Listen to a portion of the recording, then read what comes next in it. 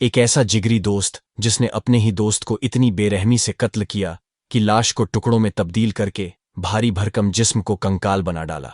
हत्यारोपी दोस्त ने पुलिस को बताया कि उसका दोस्त उसके साथ जबरदस्ती कुकर्म करने का प्रयास कर रहा था, इसलिए चाकू से वार कर उसकी हत्या कर दी तथा शव को गन्ने के खेतों में ही छुपा दिया था। दरअसल 26 जुलाई की शाम को आसिफ के पास किसी का फोन आया। फोन रिसीव के बाद आसिफ घर वालों को बिन बताए घर से चला गया। फिर घर वापस नहीं आया, बल्कि उसका भारी भरकम शरीर कंकाल में तब्दील होकर 9 दिन के बाद परिवार वालों को मिला तो परिवार वालों पर गमों का पहाड़ टूट पड़ा। आपको बता दें, यह पूरा मामला बिजनौर के गंगोड़ा शेख गांव का है, जहां पर आसिफ व अयान नाम के युवक आपस में गहरे दोस्त थे। दोस्ती दुश्मनी में कब बदल गई, ये अंदाजा शायद आसिफ व उसके परिवार को भी नहीं था। 26 जुलाई की शाम से आसिफ की मां अपने लाल की तलाश में रात भर जागती रही, फोन करती रही, आसपास तलाशती रही, लेकिन आसिफ का कहीं पता नहीं चला तो परिजनों को चिंता सताने लगी। आसिफ के परिजनों ने 27 जुलाई की सुबह कोतवाली देहात थाने में अपने गुमशुदा बेटे की लिखित में तहरीर दी। पुलिस ने शक के आधार पर आसिफ के दोस्त अयान को थाने में ले जाकर पूछताछ के बाद कुछ घंटे बाद ही छोड़ दिया था। आसिफ का परिवार रोजाना थाने के चक्कर काटते रहे, लेकिन गुमशुदा आसिफ कहीं नहीं मिला। आखिरकार आसिफ के परिजन तेज तर्रार एसपी अभिषेक झा से मिले और उन्हें पूरा घटनाक्रम बताया। एसपी के आदेश के बाद पुलिस हरकत में आई और अचानक अयान नाम के आरोपी को हिरासत में लिया। पुलिस ने जब अयान से सख्ती से पूछताछ की तो उसने पुलिस के सामने कत्ल के सारे राज उगल दिए। अभियुक्त ने पुलिस को पूछताछ पर बताया कि दिनांक 26 जुलाई 2024 को उसने अपने साथी आसिफ के साथ गांव के तालाब के पास शराब पी थी। शराब पीने के उपरांत आसिफ मुझे खेत में ले गया था, जहां आसिफ द्वारा मेरे साथ जबरदस्ती कुकर्म करने का प्रयास किया गया तो मैंने खुद के पास मौजूद चाकू से वार कर आसिफ की हत्या कर दी तथा शव को गन्ने के खेतों में ही छुपा दिया। मैं चाकू व आसिफ के शव को चलकर बरामद करा सकता हूं। स्थानीय पुलिस द्वारा अभियुक्त को गिरफ्तार कर उसकी निशानदेही पर हत्या में प्रयुक्त आला कत्ल चाकू, अवैध तमंचा, 315 बोर मई, एक जिंदा कारतूस, 315 बोर व मृतक आसिफ उपरोक्त का शव गन्ने के खेत से बरामद किया गया। बिजनौर से नीरज कुमार की रिपोर्ट। नाम है आपका? अफसाना। हाँ, अफसाना जी, आपका लड़का कब गायब हुआ था और उसके बाद आप कहाँ कहाँ चक्कर काटते रहे, बताएं। 6:40 पे फोन आया था इसके पास, घर ही लेटा पड़ा था वो। मैं आटा गूंद रही थी तो इसके पास फोन आया, हाँ हेलो। मैंने क्या कहा, अरे कहा हैगा, अरे घर पे हूँगा। अरे कहा हैगा तू जोड़े पे ना, आजा जोड़े पे को। अरे तो चल आ रहा हूँगा। चप्पल पहन के बाहर चला गया। चप्पल पहन के बाहर चला गया तो दुकान है कि इधर, वहाँ से दिलबाग लिया। दिलबाग खा तो मुंह में डाल तो हो, मेरे मदरसे की खूब से जा रही है, दिख रहा मुझे अच्छा खासा। फोन आया, कोई बात नहीं, तेरी देर हो गई। फिर मैंने इसे फोन लगाया 8 साढ़े 8 बजे। मैंने कहा आ जाएगा। फोन नहीं उठाता किसी का भी। सुबह ही जब आँख खुली, रात के 12 बजे तक फोन करती रही, फोन नहीं उठाया। जब उसका कुछ पता ही ना, फोन 12 बजे तक फोन लगता रहा उसका। मैं लगाती रही, देखती रही, कोई आ रहा आदमी, कोई जा रहा। इधर से इधर को कुछ आदमी इधर से आ रहा है, कुछ इधर से आ रहा है। सारा कुछ दिख रहा मुझे बैठी हुई को, बस वही नहीं नजर आ रहा। सुबह हो गई, आज देखते देखते आंखों में दरवाजा ऐसी खुला पड़ा। क्या अब आवे, कुछ नहीं कहने की, सो जाएगा आके ना। वो पूरी रात आया, सुबह को 5:30 बजे फोन लगाया तो उसका फोन स्विच ऑफ आ रहा। सुबह ही जब 6 बजे उठ के जोड़े की तरफ चली गई, पहले घर आई, हाँ गाड़ी देखी कि गाड़ी है खड़ी। जोड़े की तरफ चली गई तो कुछ बच्चों ने कहा कि वो यहाँ था, कि मैंने यहाँ देखा, कि कहाँ है, कि किसी ने कुछ नहीं बताया। फिर सारा दिन हो गया, फिर दोबारा आई, यहाँ देखा, यहाँ पूछती पाछती, छत पे गई कि कहीं यहाँ सो रहा है। जब कुछ नहीं पता पड़ा फिर जोड़े पे चली गई, फिर पूछताछ करी कि तुमने आसिफ को देखा है कि कहीं, कि किसी ने नहीं बताया कुछ भी, क्या नहीं यहाँ आता, रात यहाँ आता, यहाँ आता, कुछ नहीं। बस 2-4 औरतों को लेके मैं फिर जंगल को निकल गई।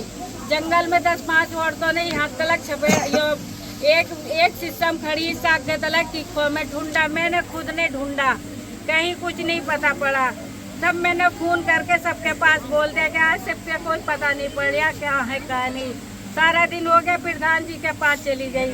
प्रधान जी फिर ले गए मुझे कोतवाली, मैं तहरीर लिखवा दी कि ऐसा ऐसा हमारा लड़का गुमशुदा है, कुछ नहीं पता पड़ा।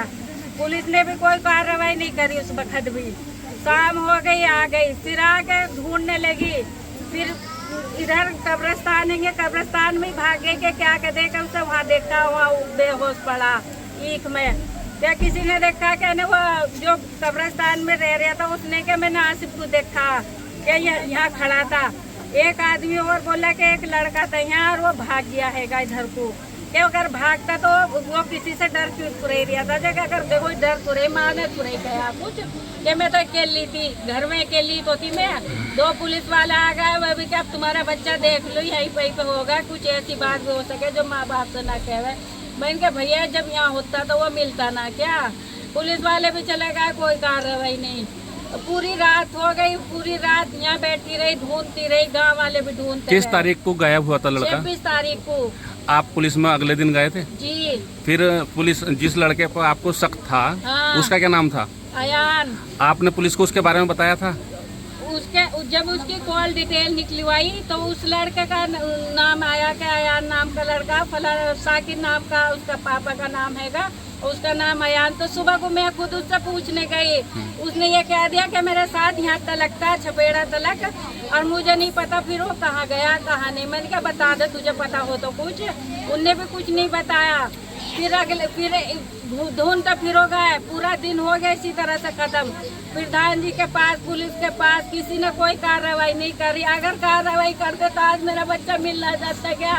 जब उसे शाम से ही मार के डाल दिया तो उसका क्या पता पड़ता। किसी ने अयान को पुलिस ने उठाया था 3 दिन, कितने दिन बाद उठाया था जब घटना हुई थी? पुलिस को ले गई थी उसे पूछताछ के लिए? हाँ, पुलिस तीसरे दिन आई। हाँ, फिर 1 घंटे के लिए लेके गई, उसके बाद हाथों हाथी 1-1.5 घंटे में पता पड़ा कि वो घर आ गया अपने। अच्छा, छोड़ दिया था? छोड़ दिया। कोतवाली वाले जो दरोगा थे, वो एसपी साहब ने उन्हें बहुत सवाल लगाई कि तुम्हारा बच्चा अगर खोया जा तो तुम क्या करोगे। सारे काम छोड़ के अपने बच्चों को ढूंढ के क्या करा तुमने? उसका फोटो भी नहीं निकलवाया, उसकी लोकेशन कहाँ तक देखी तुमने? उन्होंने कुछ जवाब नहीं दिया, चुपचाप होकर खड़े हुए यूं करके देख रहे हैं उनके मुंह को। सर बहुत बोलते रहे कि तुमने उसकी कोई छानबीन करी? क्या दिन हो गया इनके बच्चों को? आज 10 दिन हो गए, तुमने कोई छानबीन करी हैगी? चुपचाप उन्होंने कोई जवाब नहीं दिया। उन्हें सर को कोई कुछ भी जवाब नहीं दिया कि जाओ ढूंढो उनके बच्चों को, कहाँ कहाँ क्या कोई लोकेशन मिली जहाँ से लोग उसका खून ट्रिप करा तुमने। तो अब बच्चे की जो लाश मिली है कहाँ मिली थी? ये रात कब पुलिस कब आई? फिर कल रात 3 बजे करीब मेरे पास फोन आया था थाने से कि मेरी बात फला लड़के से करवा दो। तो मैंने कहा कि सर क्या बात है कि तुम मुझसे बात करा दो। वो के बोले कि उन्होंने फोन काट दिया। फोन काट के जब उन्होंने फोन करा इनके पास, ये जब ये तुरंत फोन के प्रधान जी के पास चले गए। इन्होंने जब तलक कुछ नहीं बताया, बाद में ये खबर सुन पाई कि उस लड़के की यहाँ से छपेड़ा पे से ही हाथ लाश मिली, जो अच्छा। मिला है। उसकी जो बच्चे की तुम्हारे लाश मिली वो किस हालत में मिली? कैसी है, मतलब क्या? जब मैं बरू की गई थी, जो देखो इतने बड़े थैले में रख रखा था और कुछ नहीं दिखाया उन्होंने मुझे। इतने बड़े थैले में रख रखा था, कुछ नहीं दिखाया। चप्पल पहनने की सफेद, चेक की शर्ट है, एक जींस पहनने की, एक मोबाइल ना, उसका मोबाइल का पता पड़ गया कुछ भी। अच्छा, ये इस लड़के ने मारा है अयान ने, उसके आपकी कोई दुश्मना की थी कुछ? क्या नहीं, क्या वजह रही? क्या ये दोस्त थे आपस में? दोस्त भी नहीं था, ऐसा कुछ नहीं था। जो कहता ऐसा तो बच्चों के साथ फिर एक बार लड़ाई हुई थी हमारी, 1 साल हो गया पूरा। तो हमारे कुटुंब मोहल्ले के ही हैंगे, उनके साथ लड़ाई हुई थी। नहीं, हमारे बच्चों की या हमारे बड़े बुढ़ों के साथ किसी के साथ कोई लड़ाई नहीं हैगी। फिर भी आपको क्या वजह लग रही, क्यों मारा होगा उसने? मुझे तो यही लग रहा है कि यो कसुमत निकाल ली गई। 26/7/2024 को गंगोड़ा शेख निवासी थाना कोतवाली देहात, इन्होंने सूचना दिया थाने पर कि इनका 24 वर्षीय पुत्र आसिफ जो है वो गुमशुदा है। इस संबंध में थाना कोतवाली देहात पर गुमशुदगी दर्ज कर उसकी तलाश प्रारंभ की गई। तलाश के मध्य बीती रात्रि जो है ये एक व्यक्ति अयान सनाफ साकिर निवासी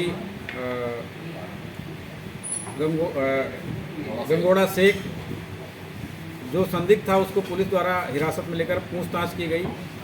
तो कड़ाई से पूछताछ करने के उपरांत उसने घटना का जुर्म इकबाल करते हुए मृतक का शव को जो है पास के गांव के पास ही गन्ने के खेत से बरामद कराया और वहीं से घटना में प्रयुक्त चाकू, एक अदद तमंचा, कारतूस तथा अभियुक्त द्वारा घटना के समय जो कपड़े पहने गए थे जिस पे खून के निशान थे, जिसके उनके द्वारा धो दिया गया था, उसे भी बरामद कराया गया।